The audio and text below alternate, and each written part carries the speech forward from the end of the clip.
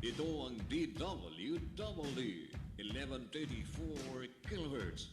Balita, impormasyon at musika. AM at FM pinagsama. Ito ang Katropa Radio. Iba tayo. Kayo ay nakatutok sa 1134 kHz. DWD Katropa Radio. Iba tayo. Kami po ay kasapi ng KBP, kapisanan ng mga broadcaster ng Pilipinas.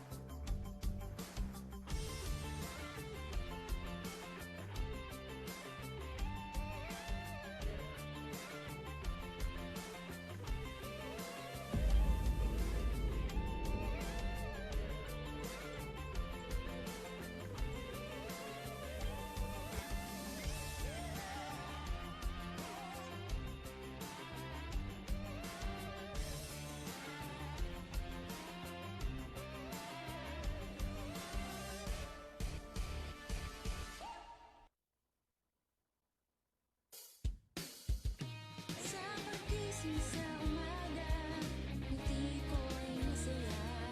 Narinig sa radyo, boses ng katropa mo. Iba't ibang uri ng kwento, mapapakinggan dito.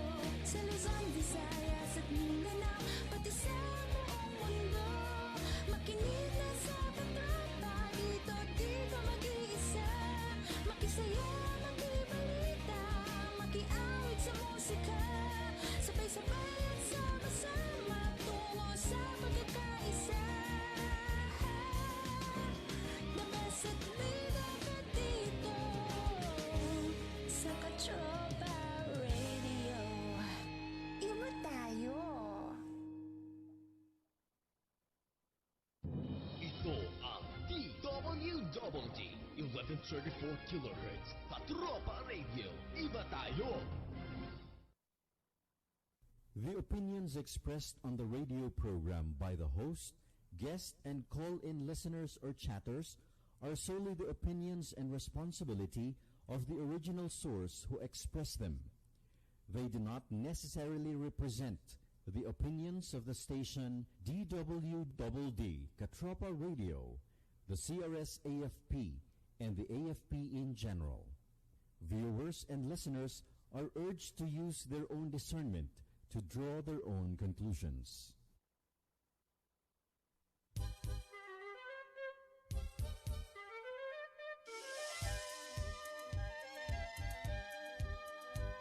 Minsay isang aklat lang ang iyong dala. Minsay wala naman pero papasok pa. Kahit anong mangyari ay tuloy-tuloy ka lang. Basta't kami mayroong natututunan. Minsan ay kay saya ng iyong pagtuturo. Minsa'y nakakatakot pag mainit ang ulo. Ngunit kahit ano pa ang ugali mo, basta't kami tiyak na natututo. O guru ko, ang iyong tungkulin ay di gawang biro. Ngunit ako'y Hello, bilib sa'yo. Good afternoon to all of our listeners here at DWD Katropa Radio. You are listening to your favorite Sunday afternoon habit, The Voice of the Teachers, the only radio program for teachers, by teachers, and with teachers. And this time around, we're celebrating our 6th year anniversary this month. Kumusta, Katropang Herman? Magandang hapon, Katropang Bob, at magandang hapon sa ating mga tagapakinig. Okay, so we are very happy to have two segments this afternoon. One is going to be on a special feature, which is going to be hosted by Katromang Herman, and our other regular segment on the first Sunday, which is Oh My God, which is going to be hosted by Katropang Manilin. Katropang Manilin, how are you? I'm good. Blessed afternoon, Katropang Bob and Katropang Herman, and also to our viewers and listeners. We're very happy that we have very good friends who are supporting our show. And so to acknowledge our friends, I would like to call Katropang Manilin to read our partners. Yes, of course, our partners. Wait. Okay, we would like to thank our friends and partners. First, for our colorful VOTT mug. Ito. Ayan, the Asian Psychological Services and Assessment, or APSA. We would like to greet their CEO, Miss Liberty Nolasco. Hi, Miss Liberty. And their Business Development Head, the very friendly Miss Adelaida De Perio. For inquiries, you may contact them through telephone numbers 525-7277 or 527-1901, or you can email them at apsa.marketing@apsa.ph. Si Ma'am Adelaida De Perio is actually watching us right now. Oh, Yes, hi. nag-greet lang siya ngayon sa ating chat box. And also, Teacher Bob, they have a Facebook page, APSA Philippines. We would also like to thank the Slimmers World Trafalgar branch, and they'll be giving away 1,500 worth of GC later on for our guest for today. Thank you, Miss Tina Parangan, one of their skin and figure consultants. Well, Slimmers World International is the Philippines' foremost name in slimming, health, fitness, and beauty.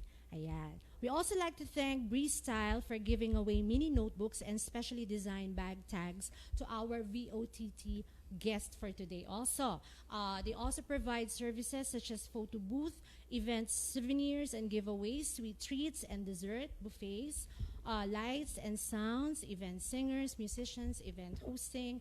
And for inquiries, you may call 0906-230-9571 and look for Miss Ray Concepcion. You may also visit their Facebook page, Breeze Style, or their website at www.breezestyle23.info. And lastly, ito, bago nating friend to, Yes. Teacher Bob and Teacher Herman, we would like to thank Cosmetics, QUOSMETIX, for helping and making us all look good Yes. today. Feel good and smell fresh. Actually, it is FDA approved, made in Philippines and Korea. And actually, one of their products is the odor neutralizer, which is meron tayo last Christmas. And we all swear by it. It's really effective. Yes, and Very it good smells product. good. Really. Yes. And also dun sa mga gusto ng mga natural products, ayaw ng mga chemicals, yung mga health conscious, yan, it's good for you. Cosmetics. And for inquiries, you may call or you may PM Joy Castillo, Katropan Joy Castillo Pasidis, FB page for her tie-up charity project under the brand for empowering Filipino women and the youth through Sipag at Tiyaga project. Ayan. Yes. Yan yung Thank mga you very friends much to and all of our partners and Yes. friends. We would also like to thank our family here at DWDD, especially the AFP, for providing us with a platform where teachers can discuss issues, concerns, and everything else related to teaching, learning, and education as a whole. So we would like to thank Yes, Teacher Katropag Bob. No, we would like to thank Sir Delphine Lorenzana, Secretary of Department of National Defense, AFP Chief of Staff General Filimon Santos Jr., AFP, and Major General Ernesto Castro Torres Jr., AFP of CRS AFP Commander, and Group Commander of Media and Civil Affairs Group, and DWDD Katropa Radio Station Manager, Sir Major Luzelle Lara, and DWDD Katropa Radio Production NCO, Sir Jeffrey Malimban. Magandang hapon po sa inyo, sir. Ma'am Major Luzelle Lara. Ma'am Major Luzelle Lara. Is our station manager. Very supportive as well. So, this time around, we will now go to our first segment, which is Oh My God, God, Gender, and Development. So, let's have Katropa Manilin. Ayan. Good afternoon once again to our viewers and listeners in Katropa DWDD CRS Virtual RTV ngayon. Live tayo sa FB. You can also join us in our conversation for today. Ayan. So, hindi ko na patatagalin pa, no? I'm going to introduce our very special guest for today. Brief background lang. She finished her bachelor's degree from PUP, or Polytechnic University of the Philippines. She earned her master's degree at the Philippine Women's University, and she has been in the academe for 15 years, starting in private schools, and now she is in San Bartolome High School. She authored several supplemental instructional materials for public school students.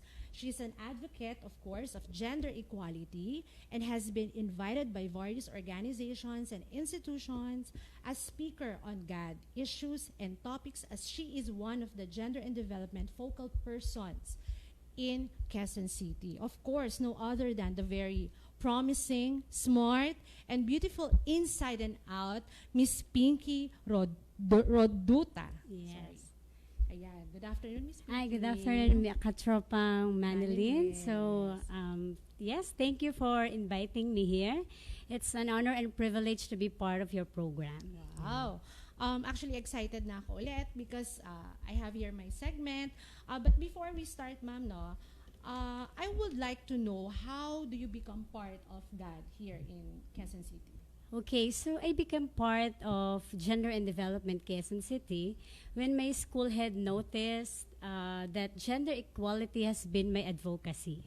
So since then she designated and appointed me as the focal person in our school. So by the way, our school head is Miss Saida Empadullo, and my department head is Miss Rosemary Tribe. Since then, they are very much supportive with my projects in school. Okay, ma'am, for the benefit of our audience, how do we define God based on your own perspective and the Department of Education's perspective? Yes, so gender and development. So we hear development, no? So God is a participatory and proactive process to empower and strengthen individuals, regardless of their gender preference or sex. And from DepEd's perspective, it is the integration of the principles of gender equality, gender equity, gender sensitivity, non-discrimination, and of course human rights in the provisions and governance of basic education. And it is indicated in our vision, yes. no? Now we need to create an gender-sensitive environment for our students. So we really need to work hard on it, and we're doing very well. Yes. Especially in QC, ma'am. Yeah. Since our topic is about God best practices, para malaman ng lahat, ano po ba yung God best practices? Pag sinabi mong God best practice, ano yun? So when we say God best practices, when our projects leave a lasting impact on the person or in the organization that we partner, like in our school, we integrate God in our daily lessons. So students become more tolerant, and they accepted their classmate without judgment. Okay, so best practices, we can say, when they apply what we share to them. Okay. Okay, so hindi lang siya basta program, one-time program. Dapat it should be sustainable and continuous. And you're practicing it. Yes. So what are the programs, ma'am, that you have in your school, particularly in San Bartolome High School? What programs do you have? Yes, we do a lot of programs. No, we have a lot of programs in school. So first, we do a massive campaign for grade 7 students. So grade 7 students, so they are the fresh students in school. We do a room-to-room campaign on the basics of gender and development. So what are the basics of gender and development? So the difference between sex and gender, gender sensitivity, and the likes. For them to know that our school is a gender-sensitive school. So what makes a school a gender-sensitive? So, of course, it focuses on the principle that development is for all, right? So everyone, female or male, has the right to equal opportunity to achieve a full and satisfying life.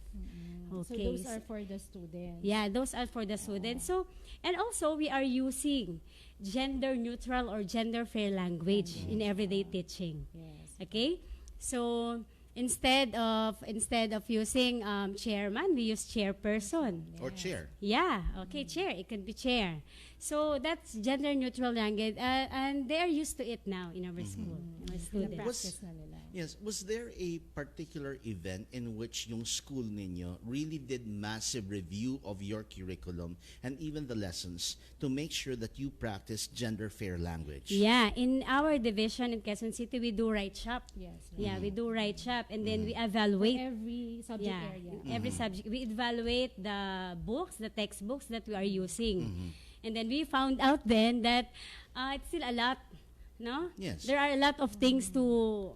Yes, because usually, for example, when we talk about bayani, usually yung Yeah. examples natin sa heroes, puro lalaki. Yeah, Bonifacio. Ilan Oh, lang yeah. yung babae. Yeah. So talking about gender neutrality and gender fair language, even the lessons, even the texts that we use should reflect that. Yes, Examples of professions as well should be reflective of that as well. Exactly. Na when we say a teacher, hindi lang babae teacher.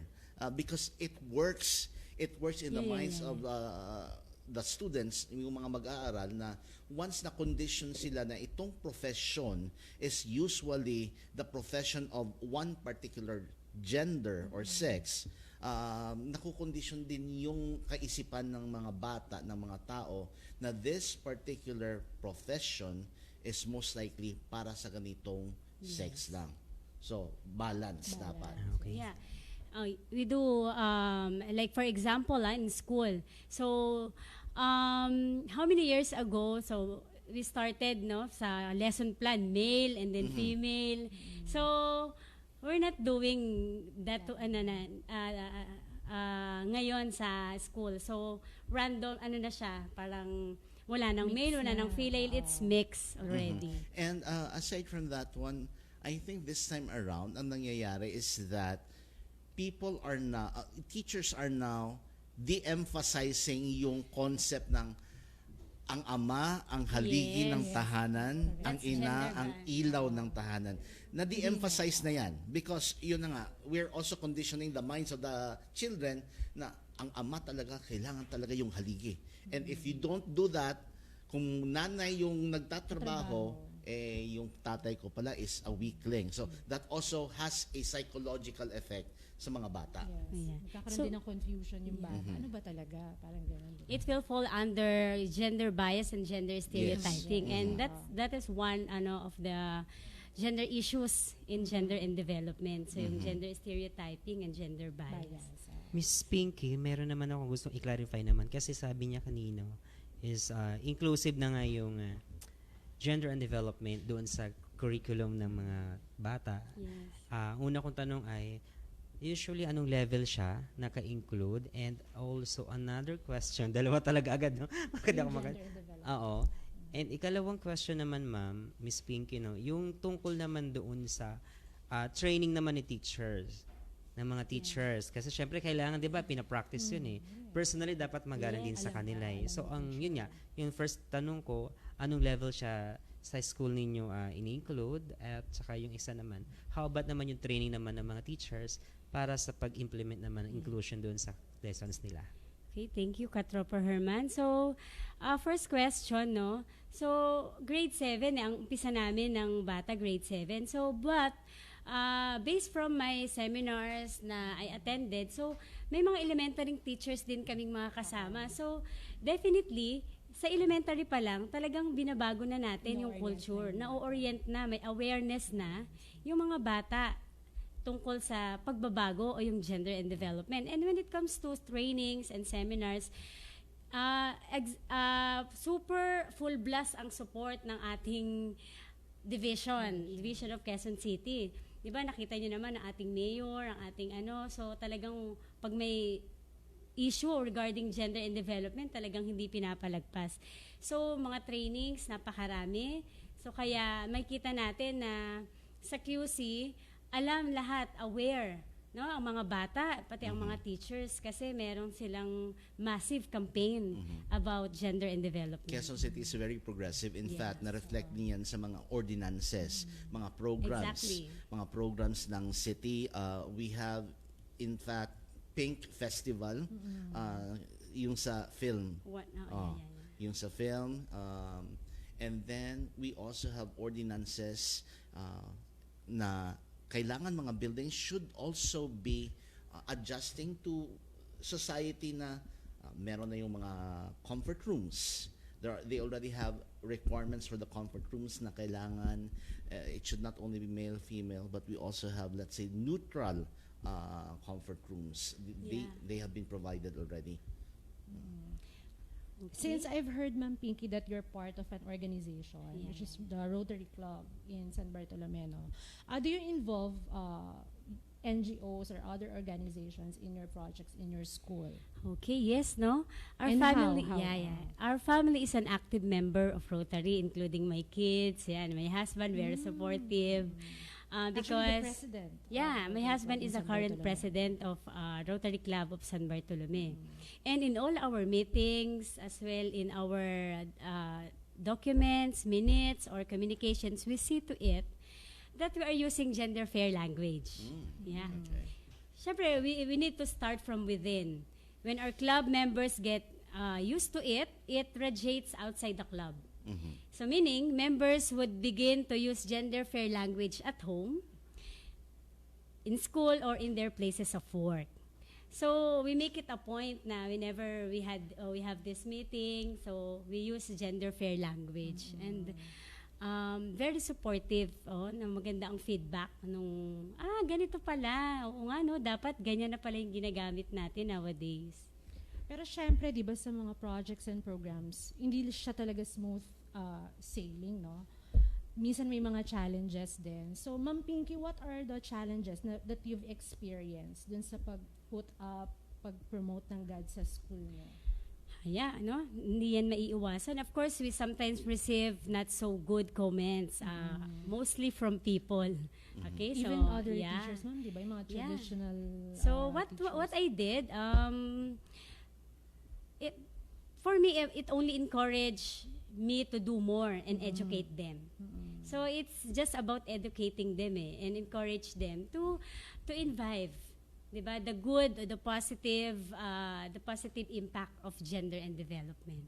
So that's this thing that I can do. So encourage them and educate them more on gender and development. Question, since we're talking about good practices, what are good practices that have been practiced in the schools, maybe in Quezon City and the other divisions that you have observed, na nag-respond yung school by way of changing or providing certain facilities to respond to the different needs of both sexes?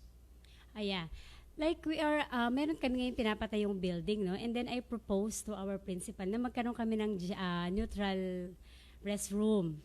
So very open naman siya na magkaroon kami ng restroom, mag-allot siya doon sa building na tinatayo ng restroom para doon sa mga LGBT Q++ community. Okay, and then ito nationwide natin to, no, campaign yung women's 'di ba, during March may Women's Month program. So since God advocates equality, so we have programs for teachers, for male and female teachers, for students, and for parents as well. So hindi lang para doon talaga sa babae. So nagkaroon na siya ng development. Okay, kasi syempre part din ng community natin at malaki rin ang impact ng mga kalalakihan sa ating lipunan. So for the students, we have this seminars, feeding programs. For teachers, we are giving Kikay Kit, and then free manicure, pedicure, and haircut for male and female teachers. And for the parents, free livelihood trainings.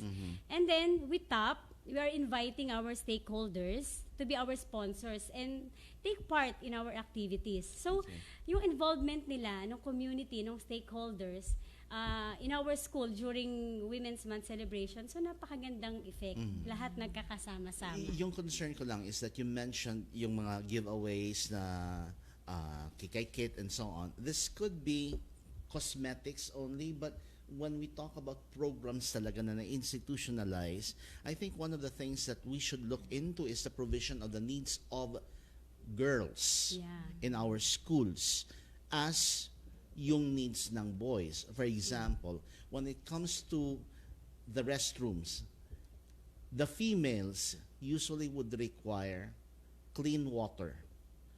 Iba kasi yung lalaki sa paggamit ng comfort room, iba rin yung sa babae. Yes. Now, that is the thing that I'm referring to na, are there really changes that are being implemented to answer the specific needs of one sex and as compared to another sex? So, iba-iba yung mga Needs. ng needs Yes. ng lalaki, ng babae. Yes. And to be inclusive, because in gender and development, we also talk about inclusivity. Has this also been accorded proper attention? Yeah, so in our school, so in the, like for example, in girls' restroom, no, we have this, what do you call that?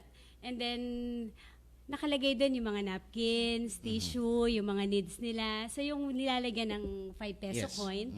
So, meron ng ganon. Kasi dati, when you're in public school, Yes. walang ganyan. So, ngayon, dahil need arises, so, kailangan, so maging responsive tayo sa need ng ating mga learners, ng female and male. So, meron na tayong ganon. So, dati din, yung male comfort room namin, walang lock or walang door. Yes. Di ba? Open lang siya. So, ngayon, kailangan na talaga. Kasi, syempre, di ba, sa ano din ng mga bata, security, at sa pangangailangan din nila. So, in our school, nagpo-practice naman po ng That's mga good. ganyan. Okay, ma'am. As a GAD focal person, no, how do you sustain the GAD programs in your school? Yung may source of fund ba? Yes, Or Of course, no, yung sa lahat naman siguro, yes, our school has meager funds, but yeah, that's true. But this does not stop us from advancing our advocacy. So we top NGOs, yeah, like Rotary Club of San Bartolome. So we partner with other government agencies like DNR. Yan. We invite lawyers who are also an advocate Yes. of gender and development to be our resource speakers in seminars, and that's free of charge. Yeah. We partner with the barangay. So our barangay San Bartolome, they are very much cooperative and supportive, no? Especially their God focal person, Gakawa Deriza Pascual. So we integrate in our curriculum gender equality issues. So we just need to be resourceful and creative to sustain every programs that we need for our students, no? Parang ganun lang talaga I siya. believe school officials should learn or develop the talent for environmental scanning. Yung Yeah. SWOT analysis. SWOT, Oh, yeah. yung SWOT, strengths, Weakness. weaknesses, opportunities, Yeah, and threats. Any school official, school leader should have that ability to be able to scan their environment. Oh, ano ba yung strengths natin? Ano ba yung opportunities natin? Especially because, as you have mentioned, weakness, meager funds. Yeah, So, meager what are the opportunities that are available? So, yun. So, yun, because of our creativity and resourcefulness. Yan. So, we pass through with all the struggles of being a coordinator or a God focal person. So, pag sabi nga, can I quote from a quote from a Helen Keller that alone you can do so little, Yes. but more hands. together we can do so much. Yes, Yeah. that's true. so message na lang, Teacher Pinky, for our teachers, co-teachers, and students. Okay, so by the way, before my message, just want to commend DW, sorry, DW, Double D. no, for inviting me here again. Thank you so much for your time. So, thank you din kasi meron kayong voice for the teachers. Yan, so, my message is gender and development is not just empowering women. Rather, it is advancing gender equality. Individuals, regarding of gender and sex, are equal. Every one of us deserves respect. After all, we are created equal. In accepting everyone without prejudice, we allow them to determine their potentials. So thank you so much, and good afternoon to all our viewers. Would you Very like welcome. to promote anything? Or Yeah, I just want to say hi to my Rotary Club of San Bartolome family, sa Gender and Development Club of San Bartolome, so headed by Miss Trisha Luna, and to my ESP family. So thank you so much to all our viewers and for watching. Yes. Thank you, Ma'am Pinky, for sharing your knowledge and your time Yeah. to us. Now, Okay. Now, before we go to our next segment, I would just like to greet some of our friends who are watching us right now. Cypher Escobar, who's watching us all the way from the United States, including my sister, Melissa Ann Ancheta. She's watching us right now all the way from Texas. So we have an international audience again this afternoon. Yes, Teacher Bob, Katropang Bob, no, talagang ang layo na ng mga reach ng ating show. So talagang we are very thankful dun sa mga talagang nandyan lagi para sumuport sa atin. Since we were talking about gender and development a while ago, I would just like to share yung discussion ni Zozibini Tonzi, Miss Universe 2019. There was this comment that was made with regard to yung mga kababaihan na they would be required, somehow there's this pressure to get married and to choose between marriage and their careers. I think that's unfair. So yun nga yung sabi ng ibang tao na when you're going to be a successful person, you do not need to give up one over the other to be considered successful. If you have a career and then you want to have children, you want to start a family, you do not need to say, hindi ko muna i-focus yung sarili ko sa career ko because family muna. Responsibilities of the family are also borne by both parents, hindi lang sa isa. So it's unfair. That's actually one of the unfair things na nangyayari na we require the women to choose between their career success and motherhood. And yes, nga Katropang Bob, no, ang dami pa rin ganyang mga pangyayari sa almost maraming cultures in the whole world. So sana nga talaga mas, alam mo yun, ma-advocate pa talaga yung gender and development. Yes. Okay, so we are now going to be moving on to our next segment, which is going to be hosted by Katropang Herman. Ayan, so magandang hapon mga katropa, no? So tayo po ay may special feature for this afternoon para pag-usapan ng isang advocacy. Okay? Ang advocacy nila yung tinatawag na project paper or passion and ambition to prosper through educational resources, no? And also, gusto ko pong ipakilala yung guest natin for this afternoon. Siya po ay dating Strand Chair of ABM or ABM of University of Santo Tomas Senior High School Department, and currently Energy Market Analyst of Meralco Power Generation. And at the same time, siya yung Champion of Service President ng Rotary Club of Kamuning East po. So, and yes, wait lang. Ngayon naman siya ay kumukuha naman ng kanyang degree in the same university, University of Santo Tomas, PhD in Economics. And yes, hindi ko na patatagalin Katropang Bob. Let's welcome Mr. Sosimo Membrebe Jr. Magandang hapon, sir. Kumusta po kayo at welcome to the show. Magandang hapon din po at thank you very much for the invitation, DWDUD, at DWDD. Yes. Yes, Marami tayong mga guests na taga-Rotary. Yes. Earlier, Rotarians. The present guest natin ngayon is also a Rotarian. And yung next show natin Will also be kasunod sa atin. a show ng isang Rotary Club. Apo. Okay. Ayan. So kaya nga po nandito si Sir Sosimo is because para ma-inspire po tayo. Alam ko naman lahat ng mga organizations, meron sila talagang very strong mga advocacy program. At ngayon po ay bibigyan tayo ng inspiration ni Sir Sosimo about this. So, but before that, gusto ko muna malaman ng konti, Sir Sosimo, about your organization. And after that, pakibigyan na rin kami ng linaw about your advocacy project. Alright. Actually, our project named Project Paper, Passion and Ambition to Prosper Through Educational Resources is actually a project that aims to give educational resources to far-flung areas of the country. We actually started with one very far area ano po siya, no, sa tip po siya ng Cebu, pinakandulo po ng Cebu. It's in Hinatilan.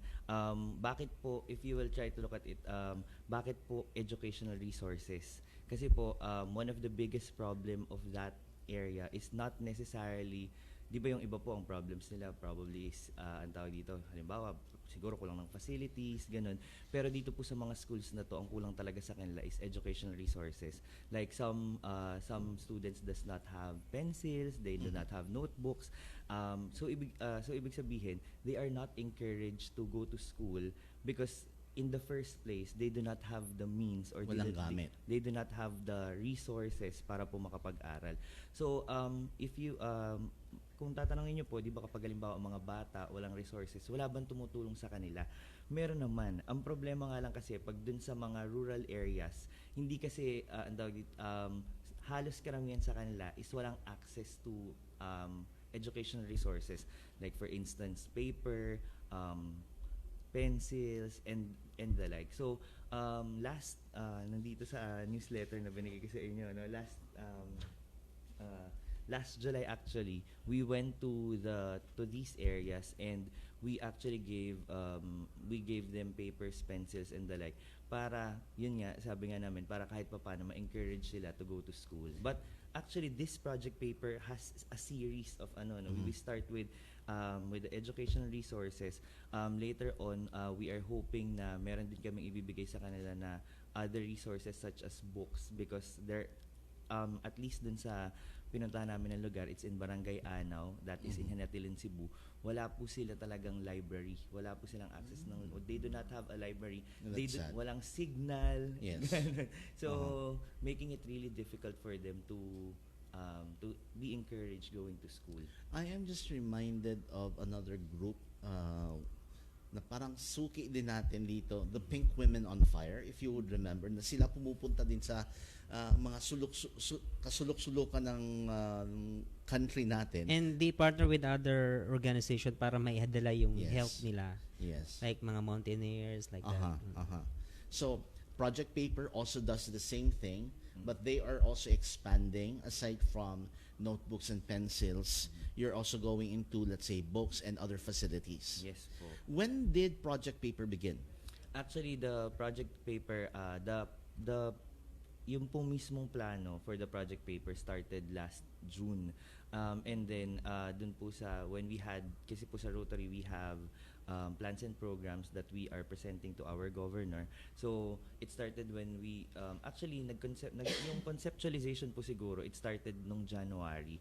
Then, naging paper po siya, naging nasa black and white paper na po siya nung June, and then it was implemented as early as, August po pala siya. It was implemented po pala in the month of August. So, when it was during the implementation, to be honest, meron pong little difficulty. Na-anticipate na naman po namin. Kasi po, medyo mahirap po yung access talaga dun sa area. So, initially, we brought sobrang dami pong paper. Yung pong mga school supplies, medyo madami pong school supplies. Unfortunately, hindi po namin na-realize na sobrang bigat pala. So, we need more baggages. Yes. And initially po, there are only 2 clubmates. Dalawa po kami ng clubmates ko na nagpunta po sa Cebu. Pagkatapos bakala po namin, kaya namin yung lahat. Kaso po, doon po sa project namin, kailangan po namin sumakay ng habal-habal.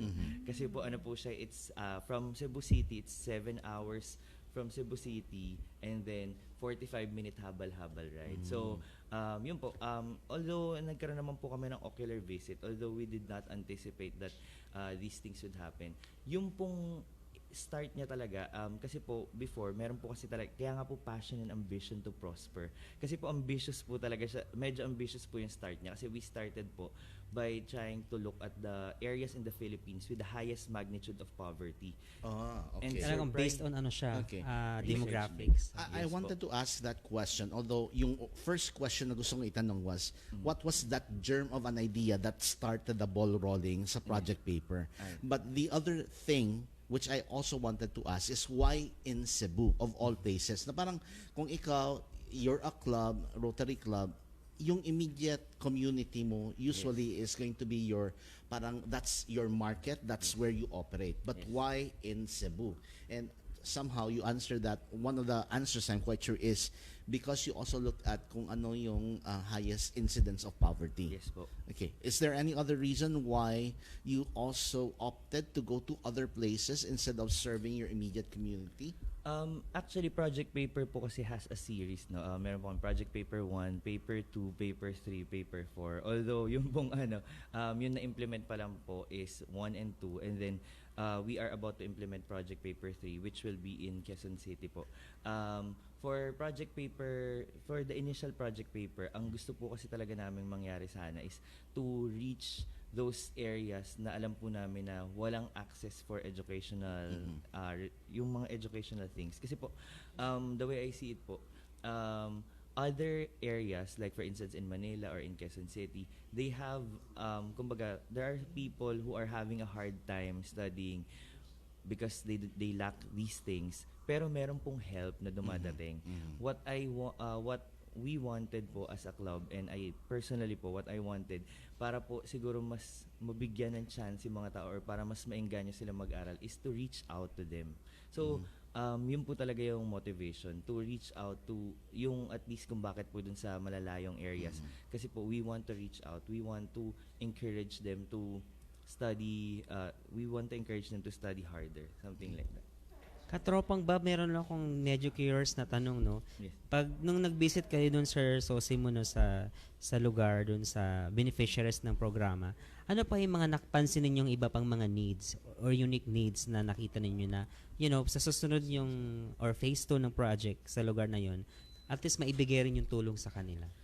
Honestly, other than the books po na medyo naglalak talaga dun sa area, the area po kasi lacks water, resource. So these are the facilities now. Yes po. If the way I see it po, when we went there, ang meron lang pong access, yung meron lang pong running water na as in, if I'm not mistaken, nag-operate lang like from 8 p.m. to 5 p.m. Parang work lang, parang gano'n. Yung as in continuous po na running water sa kanila is in the school. Okay. Other than that, as far as I remember, they have to walk like 15 minutes bago magkaroon po ng access to water. So, if educational resources po ang pag-uusapan, definitely number 1 po talaga is books. Hindi ko rin po kasi masabi, computers po, the teachers have computers, but the kids, the students do not have these things. Kasi nga po siguro kulang po siguro yung budget si local government. At the same time, wala din po silang kumbaga wala pong signal dun sa area. Walang signal, and maybe I don't know with the electricity. Yes po. Actually, very few individuals po dun have access to electricity. I would even say that yung sinasabi mong 15-minute walk towards, let's say, source of water, they're somehow luckier compared to other communities na nasa mas malayo po. Yes talaga. I used to be working, I was the consultant for the youth of our vice governor in our province before, and that was one of the issues that we would discuss sa provincial council for the protection of children. And when we discuss about education, yung doon maririnig na there are some schools that are put up dahil kailangang merong school sa barangay na yon. But when you look at kung taga saan yung mga bata, they have to walk maybe 30 minutes, maybe even an hour dahil malayo yung bahay nila. So, ganun yung problema na kaya ko sinasabi na there are some communities na akala natin that's already a very, very sad and destitute situation. Meron pa palang iba. And meron din tayong nakikitang some children would even be putting their lives in danger dahil yung bridge na they have to cross is yung parang yung gumaganon-ganon pa sila. Yes. I see. Yes po. Yun po. I think these are the resources needed. Pero I think insofar as encouraging them to go to school is concerned, I think for now po, yung pong library and maybe an access to computers is one of the best help po that we can give. Isi-share ko lang din po in these areas wala po kasing they cannot afford to have a uniform. So wala din po silang uniform, and at the same time they do not have, some of them for good reason, I think. Wala po talaga, hindi pala good yung reason, pero ano tawag dito, for some reasons po, they do not have tawag dito, slippers po going to school, or kung meron man po, sira na, something like that. So I think kung sa level po ng student, slippers po is one of the most immediate, and then to be followed by the library and the Tsaka I think ito rin kasi yung concept ng mga parents, if I'm not mistaken, their first priority would all the time be food. Yes po. Putting food on the table. So Yes. kahit yung chinelas, that's not a priority. The priority would be putting food on the table. So, kung meron tayong mga kaibigan sa ating community who would be able to provide our children, kasi para na rin to sa health nila to protect Yes po. themselves. Kasi Yes. maglalakad sila na barefoot. We do not know, baka merong mga sharp objects yan. Meron silang wounds, Yes and that's po. going to be if there is a break on the tissue, that's going to be where germs, bacteria might enter, and that will be endangering their health. Yes po. Tama yan, Katropang Bob. No, I think siguro, bago ako mag-proceed sa next question ko, well, baka meron dyan mga group of organizations na pwede Yes, ring po. maging part ng project paper. And let's move on to the next question, Sir Sosimuno. And my question is that, ano yung mga plan ng organization ninyo, ikaw bilang leader ng project paper, to make this project more sustainable or mas ma-develop pa siya or mas magpatuloy pa siya? Actually, most of our club mates is supportive naman po with the idea that our intervention, or should I say our immersion with the community, will not end during that time. Although it's not yet on the table, I am so sure anytime within this year we will go back to that area, and since we already told them what are the things needed by these people, ang gagawin po namin, kasi before po there are only 2 individuals who went there kasi po Yes. due to some constraints with the schedule, pero this time po we will have a longer preparation, and rest assured po kasi po before we go there, or before we went to the area, we actually go to the mayor.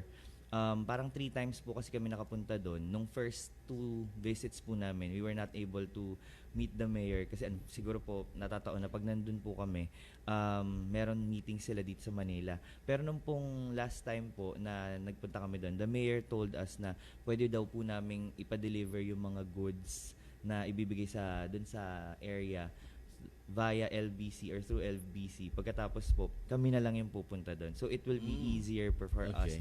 So if as far as my club mates and us are concerned, we believe na we wanted to start sa ngayon yun nga, last time po we started with the basic needs, which are yun na nga po, pencils, papers, and the like.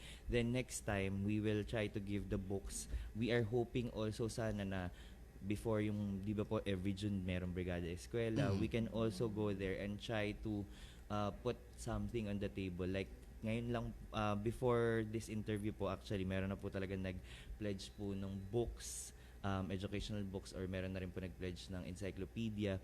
Pero, most of them po, kasi po ang tinutulungan po namin are both elementary and high school. So, most of the things po na ready is for high school, pero for elementary po, meron rin naman po, pero siguro po if there are more help na kung mas madami pong elementary books na makakarating, better po syempre for the kids.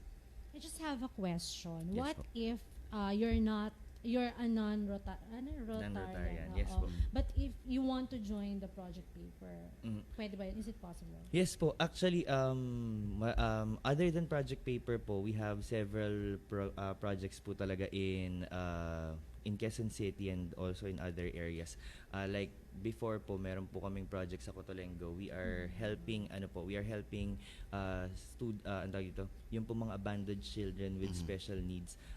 During that project po, madami po kaming non-Rotarians na pumunta. And we are actually, sa Rotary po kasi meron po kami tinatawag na Rotary Community Corps. So these are certain yun po, yung Rotary Community Corps po. Tandaan tayo dahil kung sasabihin natin Yes. corpse, Ay, patay na sorry. katawan yan. Sorry po, yes po. Rotary Community Corps, yes po. Na sila po yung mga non-Rotarians, hindi po sila for formal members ng Rotary, but they can help po with our projects. Yes. Po. In fact, many Masons, many lodges would go to Cotolengo to also help.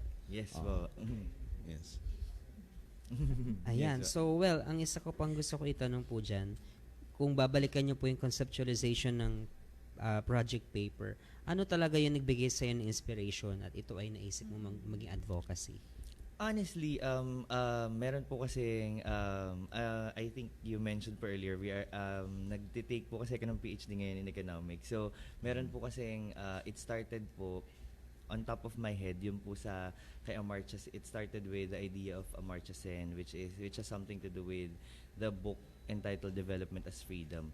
My personal take po kasi dun sa book na yon is development, in a way I can say development is relative, no, and there is no one perfect formula for development. Kasi po most of the time when we talk about poverty, ang iniisip po ng mga tao is just income. Yes. But actually poverty is not really when you lack money.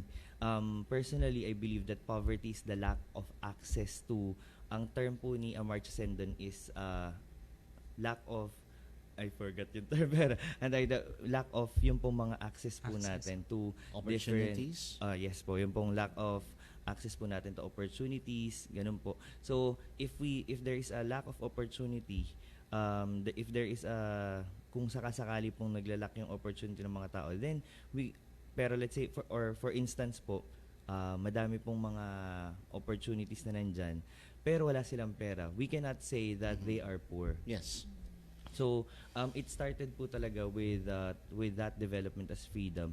And then, dun po kasi sa book na Amartya Sen, pinapakita po dun yung mga, lahat po ng mga bagay-bagay na nangyayari around the world. And then, I realized na, a lot of people are looking into, let's say, giving livelihood to a certain individual. Let's say, for instance, giving things, personal things to, they are giving personal things. Pero, marami pang, kumbaga, there are other areas na, Yes. kumbaga, there is a lack of access talaga to, parang gano'n, kumbaga as simple as educational resources, wala na sila. So, I like what you said na when we talk about poverty, it does not only refer to money, the lack of money.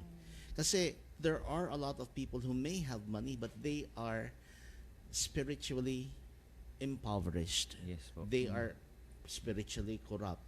There are also other individuals who may have the basic necessities, but yung kultura nila, wala silang masyadong connection sa environment nila because they have also been robbed of their culture, of their spirituality, of their connection to their environment. So, yun yung dapat nating isipin. And I think that's why modern economics this time around is looking at the concept of poverty and wealth in a different way na it should be all-encompassing. Hindi Yes. lang palagi pera. Yes po. Naalala ko na po yung term. Ang term po pala ni Amartya Sen is achieved functioning. And that achieved functioning po is, yung pong achieved functionings na yun is not only about money, but it would, yung po, nandun po yung education, health, and in a way po, income. So dun that concept of achieved functioning is one of the pillars po of yung pong inisip po natin ngayon na sustainable development, na development is not only, yun na nga po, it's not only economic but it should also be social and environmental. So yun, sa 17 sustainable goals, Yes po. you have poverty alleviation, gender equality. You also have, let's say, Zero even hunger. zero hunger. Yes po. Smart cities, if Yes I'm not po. mistaken. Maraming nakalagay doon sa 17 goals ng SGD. But not too many people understand kung ano yun. And I think it would be good if we also have, let's say, a segment from time to time or a feature on the sustainable goals. One of the goals pala ng SGD, yung number 17, is yung allies, if Yes. I'm not mistaken. So kailangan din ng mga Partnership po. partners, mga advocates for the SGD. Hopefully, we can also be able to contribute to the achievement of these goals. Through our show. Yes. Yes. Ayan. And another question, Sir Sosimo, no?